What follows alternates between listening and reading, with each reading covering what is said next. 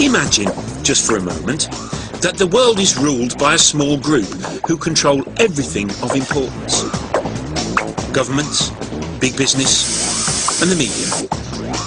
It sounds somewhat unlikely, but now imagine that this all-powerful group comes from another planet, and our rulers are in league with them. Now, that sounds really, really unlikely, and yet plenty of apparently sane people are convinced that it's true. They own you. They own your emotions, and you basically belong to them. I think they would kill people, and that's on the record too. If you can control someone's sense of reality, then the human collective mind is putty in your hands. So, has someone been handing out space cakes? Or is this the biggest alien conspiracy of all?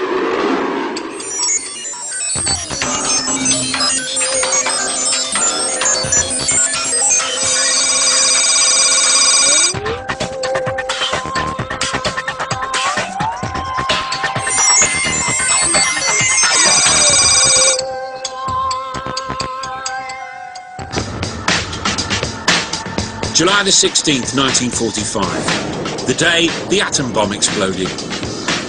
Everyone agrees that this was an historic day, but some people believe it was also the day an alien conspiracy to take over our planet began. You see, apparently this was an event which didn't just get noticed here on Earth.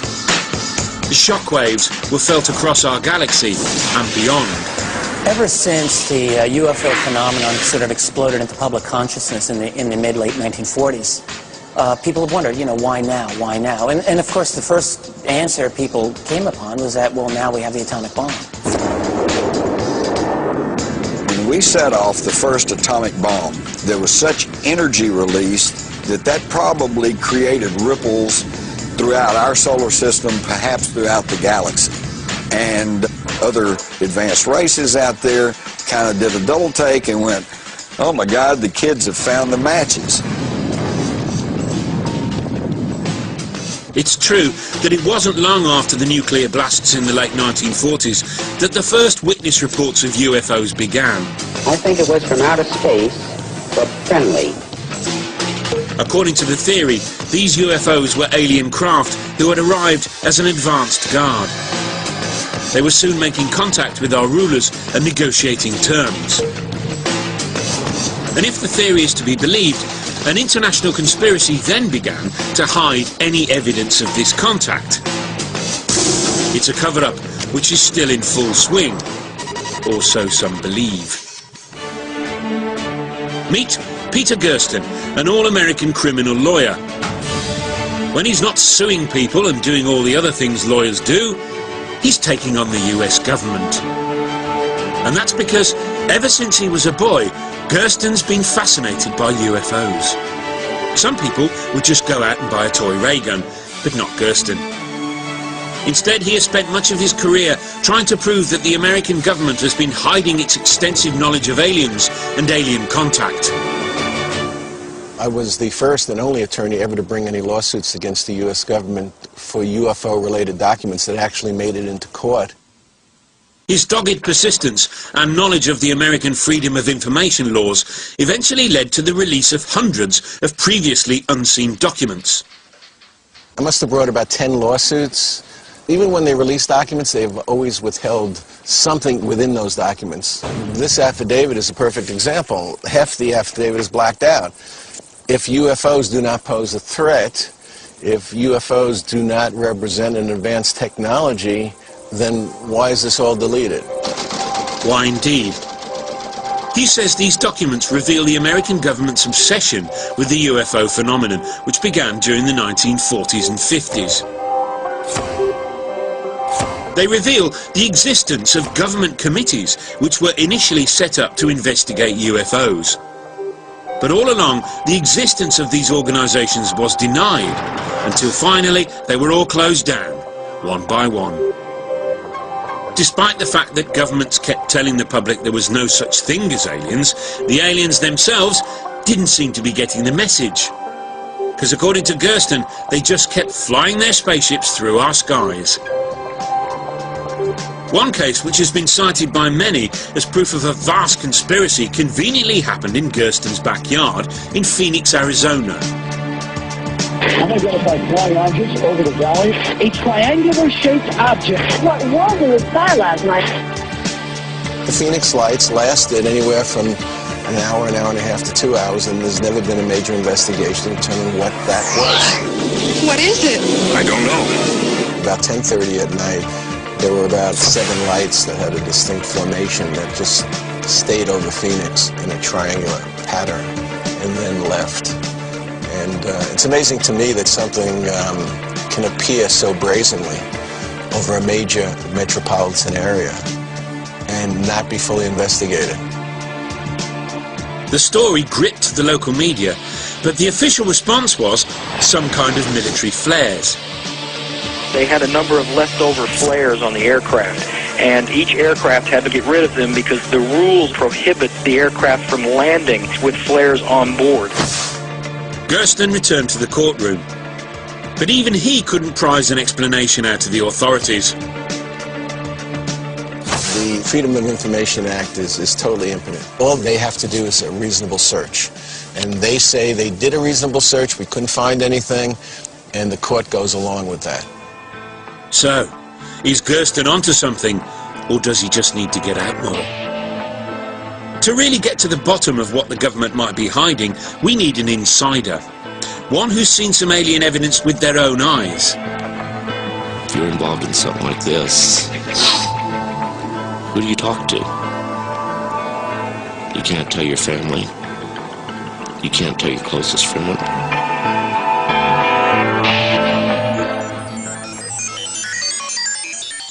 Cover-up must be. And instead they turn to people who have claimed to have seen for themselves evidence of an alien plot.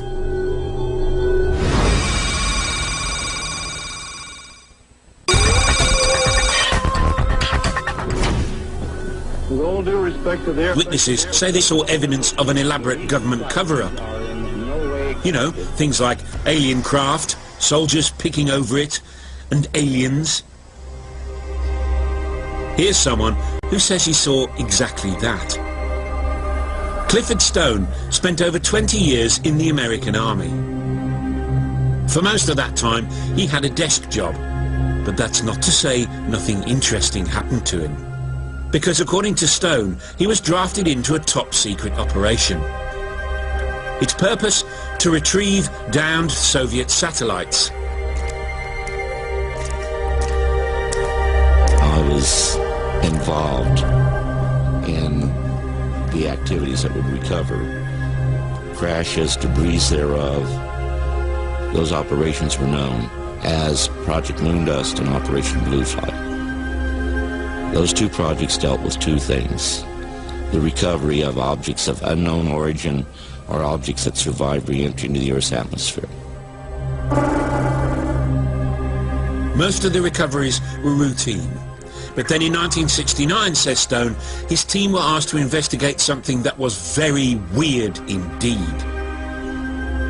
During that time, we got a call, and they stated that they needed us to put some people together because they had a plane or something that went down not too far from where we were at.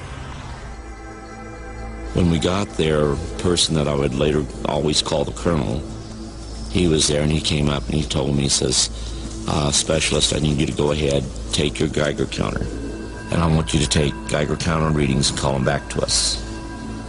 Well, I was asking, well, what is it? And he went ahead and said, it's some type of Soviet spacecraft that crashed.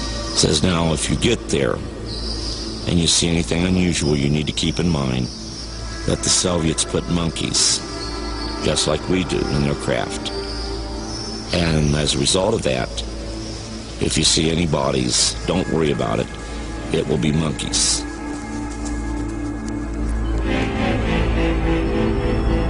This was nothing that I had ever seen. I knew it wasn't our craft. I knew it wasn't the Soviet craft. As soon as I got to the place where I could look down, I could see where there was a little kidney-shaped door that opened on the side, and I saw one of the creatures lying out there. Ever since he left the army, Stone says he's been trying to get the American government to admit to what he says he saw. The Defense Department, though, are still refusing to corroborate his story. Belief. It's a funny thing. But if by some chance Clifford Stone is telling the truth, it raises an obvious question. Why, oh why, would governments hide their encounters with aliens? What have they got to gain? Some people think the answer lies in technology, and we're not talking ringtones. Richard Dolan is a writer who has been investigating government conspiracies for over 10 years. Whether you believe that the UFOs are ours or alien, there's certainly something that's showing non-fossil fuel related transport. You know, I've spoken to hundreds of people who said, yeah, this object stopped over my head and took off like a bullet, silently.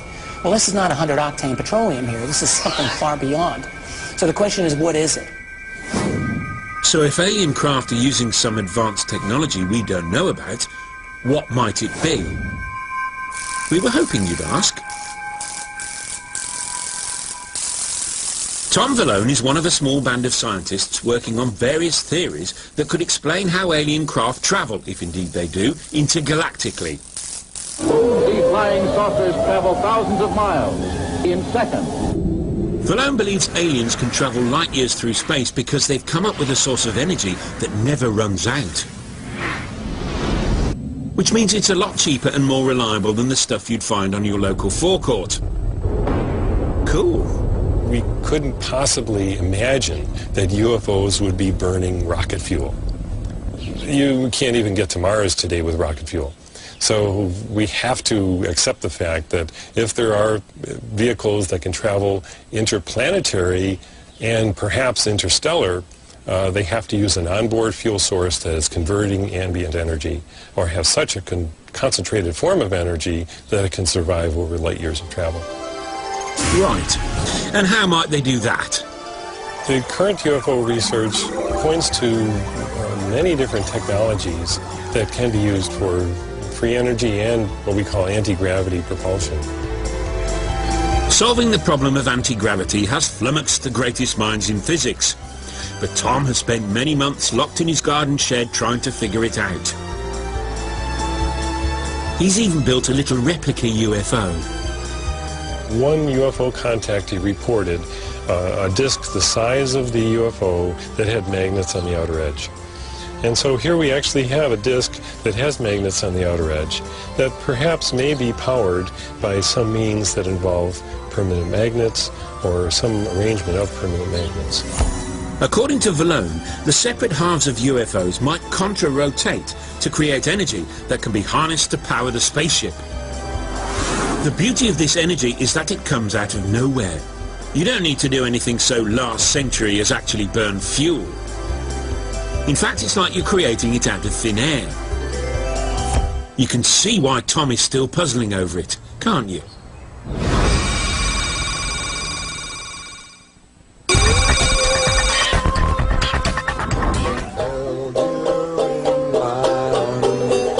According to the alien conspiracy theory, when the extraterrestrials brought this energy to Earth, a lot of very powerful humans got very annoyed.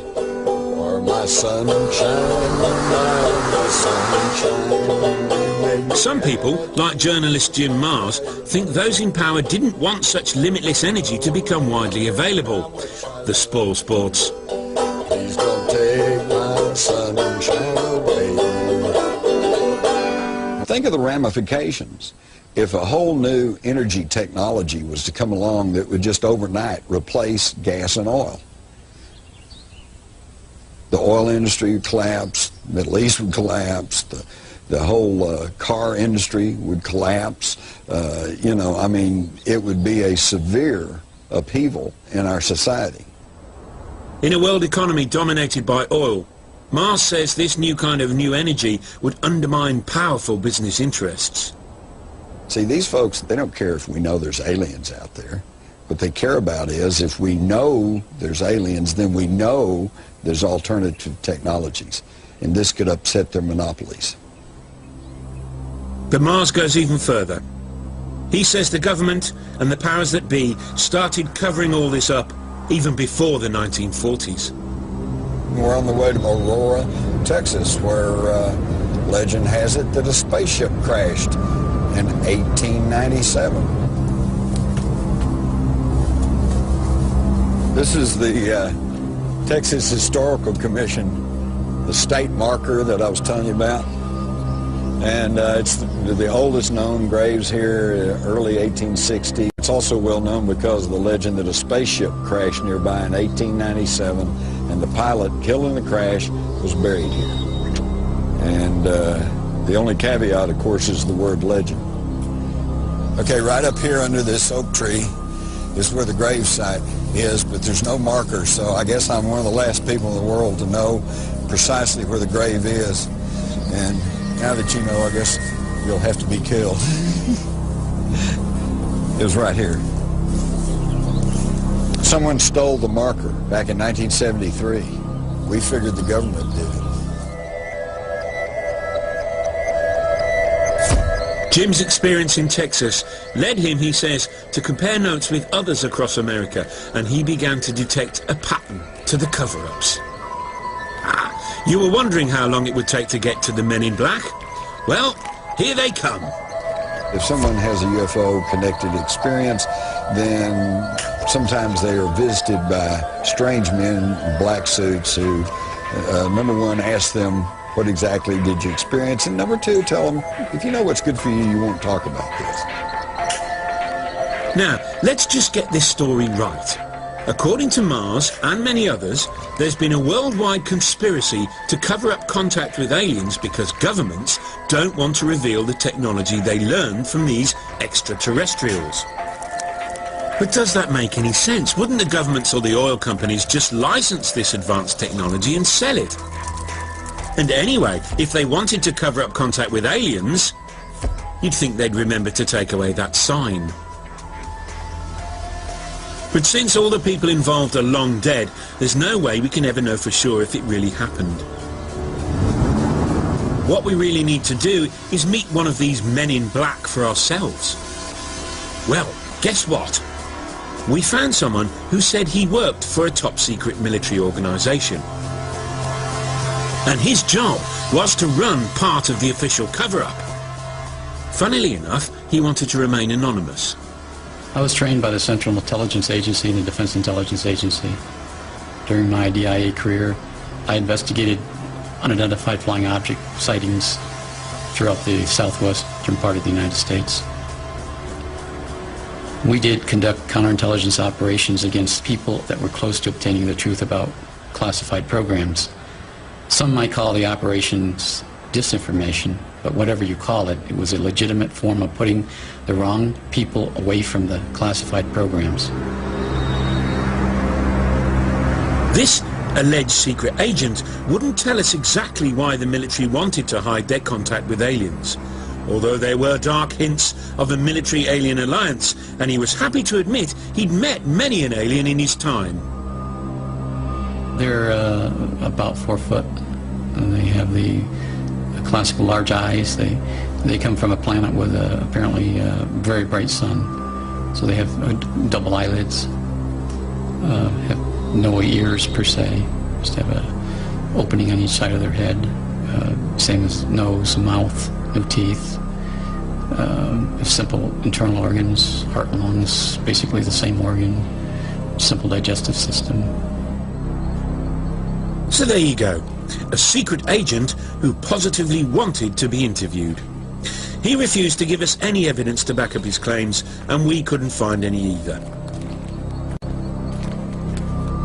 But if he did what he says he did, how does he sleep at night? I don't have any problem with my conscience. No, everything I did in a government service, the disinformation in this area, was all legitimate. These guys, they're unofficial. They don't exist within the official framework of our society. These agents charged with studying UFO phenomena and so forth. They're outside. Okay, maybe Agent X is telling the truth and he's a man in black. If so, we've stumbled on a scoop. So when did the cover-up begin? Maybe aliens didn't first land in the 1940s, or even in the 1890s. Because maybe, just maybe, aliens have been here for a long time, and when we say a long time, we mean a very long time. They've been running the world since the year dot, and they've kept it very quiet indeed. People want to laugh and say it's impossible. Well, please be my guest, I don't care. But if you're interested in what's happening in the world, this is a phenomenon that needs looking at, because there's something to look at.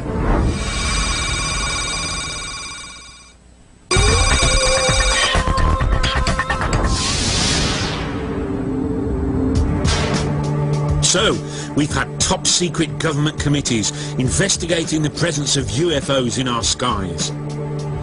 We've had secret military operations to retrieve downed spaceships and their alien pilots.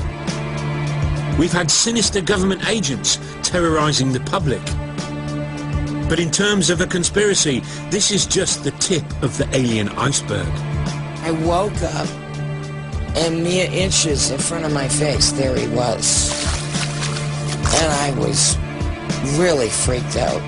This is a very rare opportunity we're looking at. Implants are rare.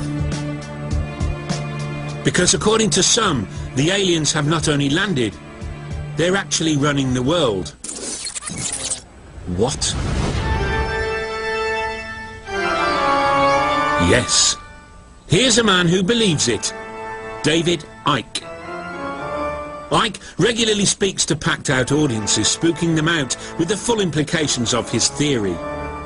The power that these guys I'm going to talk about in detail today use to manipulate, control, and slaughter many of us, increasingly so, is only the power we give away every single day. He hasn't always been a full-time conspiracy theorist. In fact, he started as a soccer player and sports commentator on the BBC. Kenny Dalglish of Liverpool and Scotland. But all along, something was troubling him. When I was a kid, I had this feeling, I couldn't put words to it, I had this feeling I had something to do.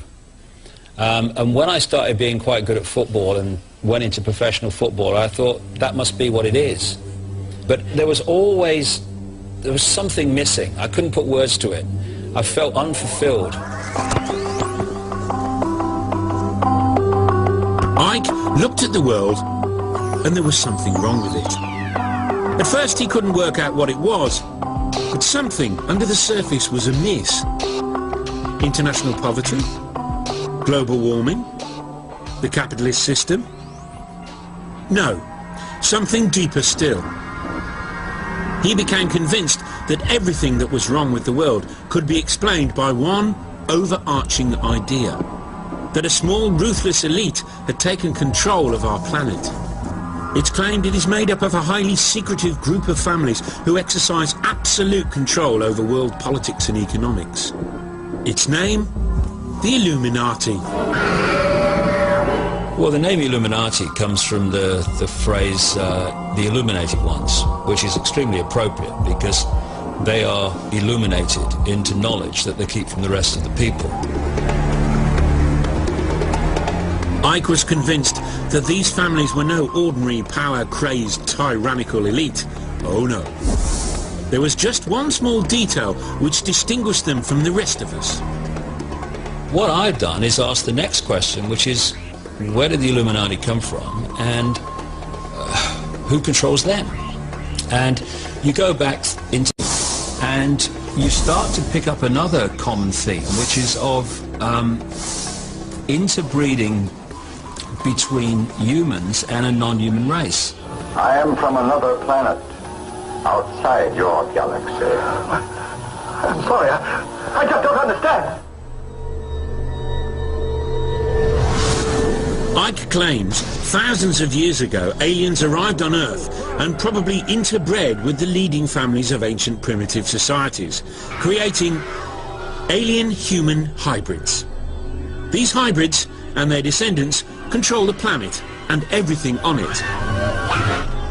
And if that wasn't scary enough, Ike says that they live in disguise amongst us, they live for hundreds of years, and they eat human flesh. Nobody's perfect. And in case you've been wondering, their sacred symbol is the pyramid, which is why, according to Ike, it's no accident that pyramid-shaped buildings are found from Mexico and Peru to Egypt and ancient Babylon. And how do we know about these guys? Well, according to Ike, this most top secret of secret societies uses special codes to communicate, using their own sacred images of the pyramid. On the dollar bill, you have an ancient Illuminati symbol, which symbolizes perfectly what I'm talking about.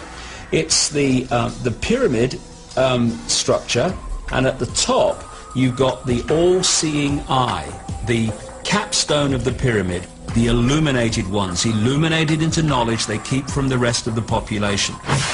Now, quite why the most secretive beings on the planet use the least secretive place to communicate, no one seems to know. Such details haven't stopped David Icke selling thousands of books, although there has been criticism of his use of the word Illuminati. The same term was used in the past by right-wing extremists to describe a worldwide conspiracy run by Marxists, Freemasons and Jews. And some have claimed that he is just tapping into old extreme paranoias. So who are the alien-human hybrids, and how would we spot one if we saw it?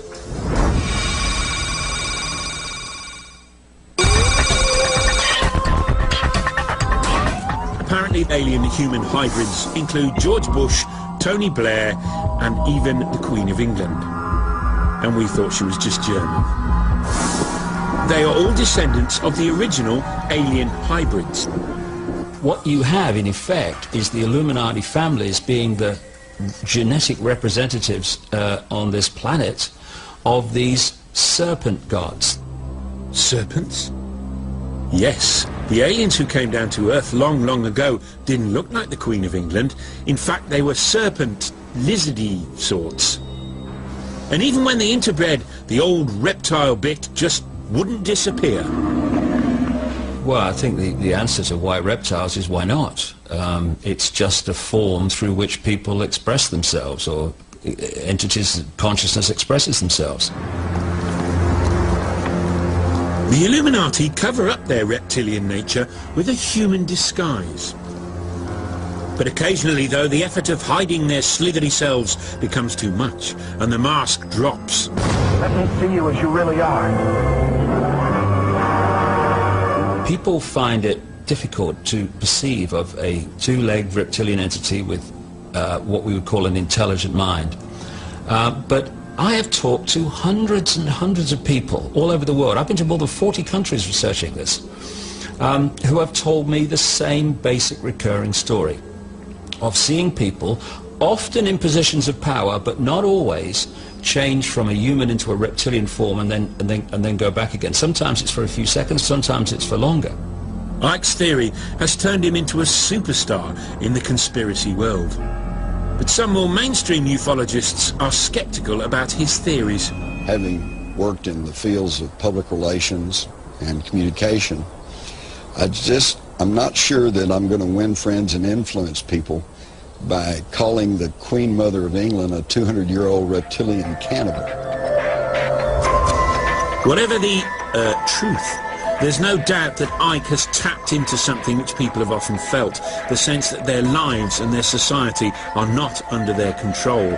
But it's arguable whether those fears are calmed by imagining the world is run by lizards. Icke's theory that lizards are in control has had one notable effect. Whereas 20 or 30 years ago, alien sightings tended to be all about little green men, alien sighting stories have now begun to change. Now lizard sightings are all the rage. Mona Kempka, for example, is a fan of Icke. She's read all his books. And rather coincidentally, she has also seen lizards. They come visiting. My name is Mona Kempka. I'm 55 years old.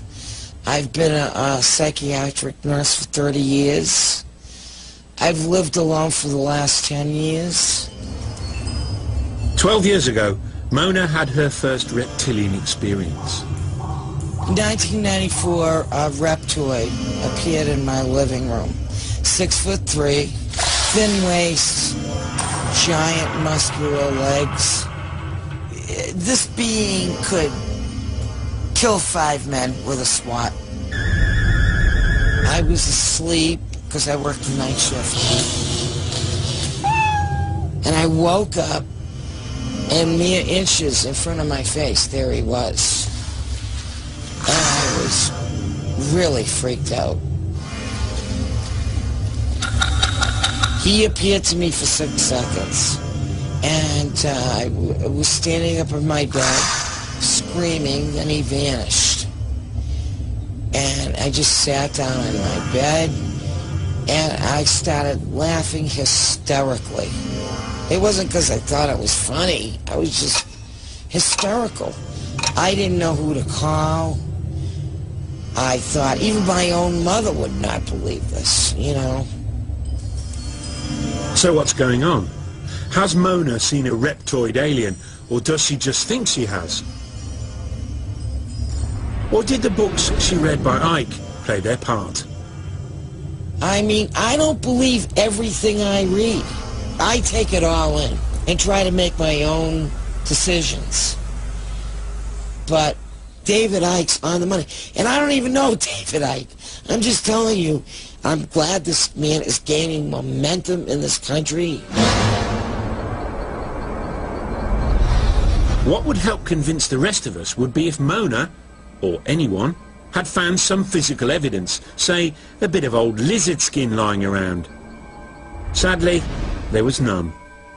But that doesn't mean to say that there isn't any physical evidence of aliens and their dastardly attempts to control the world. Well, not if you believe this man.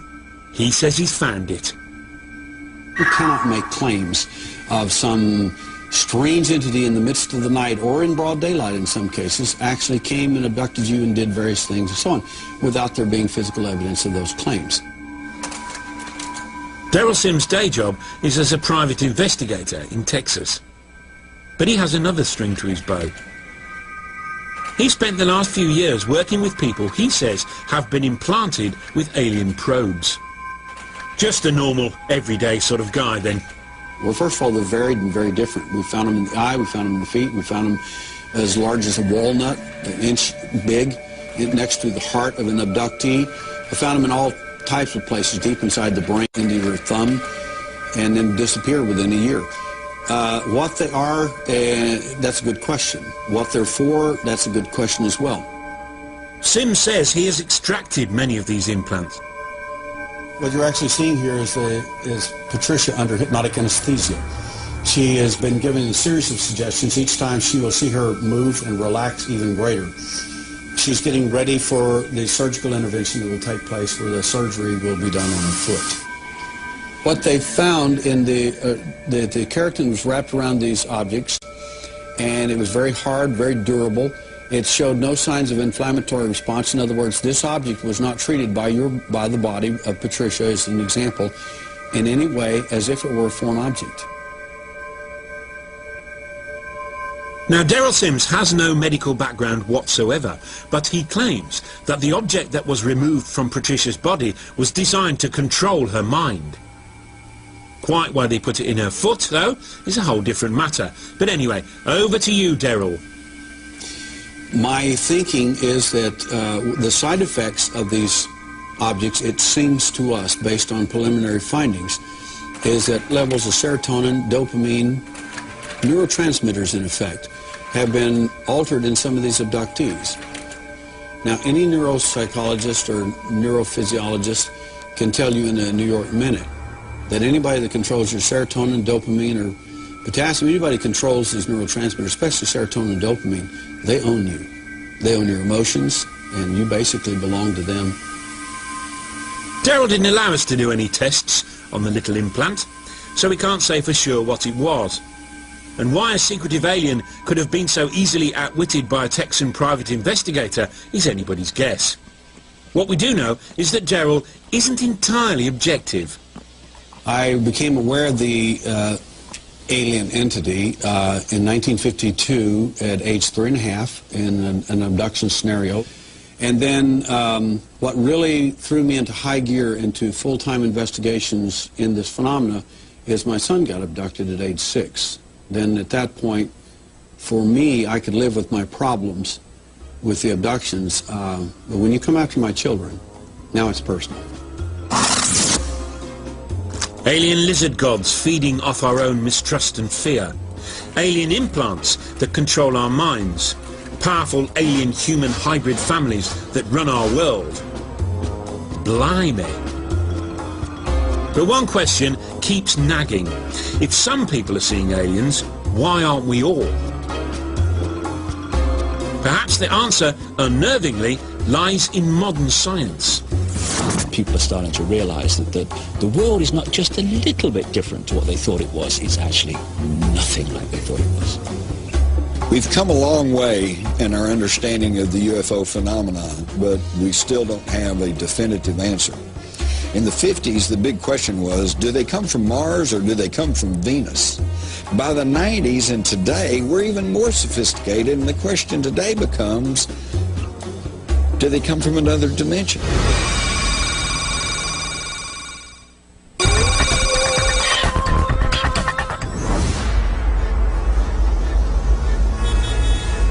Most skeptical, rational people will never believe that aliens control us and our planet without some conclusive evidence. But what if it was impossible to come up with evidence? Because the way we see the world is itself flawed.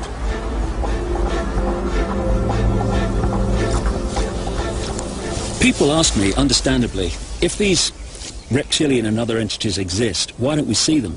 Well, it's to do with frequency. For instance, if I turn this radio on, I can get a station. If I move the dial, suddenly I've got another radio station.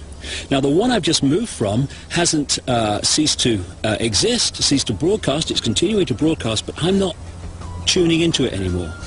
And so what we are in this so-called physical reality is we're like radio sets that are tuned into a particular reality. These reptilian entities and others appear to have the knowledge of how to move between dimensions. We are invisible, Adam Penner. You cannot see us. That's very simply what's going on. It's not some great mystery. It's actually very, very simple. According to David Icke, the aliens have mastered some new technology which allows them to move from our visible world to mysterious, invisible dimensions. Convenient. Oh yes. But why stop there? It's equally possible to claim that a whole host of weird stuff is hiding out in hidden dimensions. Ghosts, werewolves, Elvis, and they'd all be impossible to disprove. Surely this must rank as the weirdest alien cover-up theory of all. Well, not quite. Nick Bostrom is Professor of Philosophy at Oxford University, which means he's been doing an awful lot of thinking, the brain box that he is. We know a lot about what's before our noses, but the big picture, people think they know, but they really don't. They just make it up. And Bostrom has been making up some cool theories of his own, and one of them's about aliens and computers. Now, 40 years ago, Earth computers looked like this. Today, they look like this. A tiny laptop now has more power than the biggest computers used to have. And our computers keep getting more powerful and quicker. Bostrom thinks, though, that all this is Stone Age compared to what alien computers can do. In fact, their computers might be so advanced that he thinks we might all be living in them. Just like the Matrix. So one of the things that a technologically mature civilization would have is enormous amounts of computing power. By using a millionth of its computing power for only 1 second, they can create a simulation of all human minds that have ever lived. And according to Bostrom, maybe virtual reality simulations would be so convincing that we might actually be living in one. So could we all be trapped in an alien PlayStation? We are almost certainly living in a computer simulation, meaning that all this world that we see around us, everything we experience and everything we do takes place in a virtual simulated reality that is implemented and running on a computer built by some technologically extremely advanced civilization. I have come to feel that we live in a kind of matrix-like world.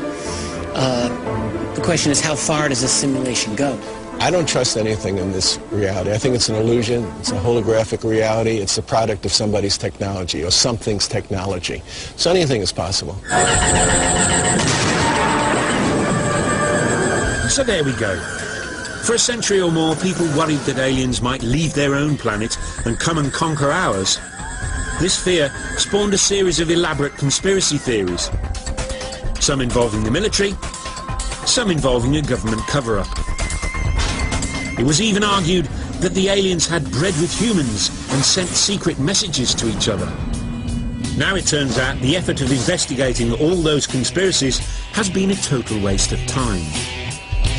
For planet Earth and everything on it, and indeed everything in the whole of our reality, could be just a product of an alien computer game. They didn't need to travel here to take us over. They got us to travel to them. So smile. Because somewhere, in another galaxy,